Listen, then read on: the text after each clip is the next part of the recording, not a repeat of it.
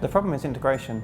Now, typically on most projects, you will develop an application, and then right at the end, when you go into sit, that's when you actually do the integration, because you don't have those backends available in the development phase, and that's where your problem is. You'll often find issues with the actual integration there.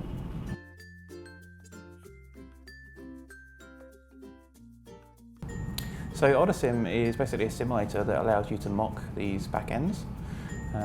Now, there are some simulators out there that will let you mock a single backend, so you can use SOAP UI to do that, whereas OdeSIM allows you to orchestrate across services. So an input that goes into one service can then be carried across and emulated back in another service.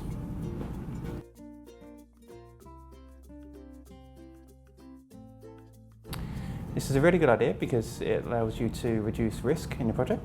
So you can integrate very early on and see if there's any issues. There's also some other benefits, such as when you do go into live and there's an issue, you can basically take the third-party request from your logs, put them into the simulator, and then you can replay that defect. Okay, so there's no sexy UI, but we'll show you using the REST client. So this is a sample SOAP message that we've prepared and that we're simulating. So in this case, we're doing a get person with a first name John, last name Smith. So when you send that off to the simulator, it responds with John Smith, who lives in Sydney. And we've simulated another request for an update person. So again, we've got John Smith, and now we're going to change his address to Canberra.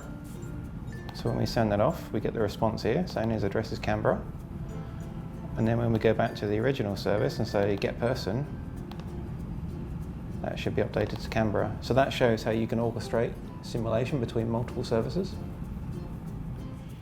My name is James Odecee. I'm a back-end software engineer at Odecee, and OdeSIM is my Sparrow idea.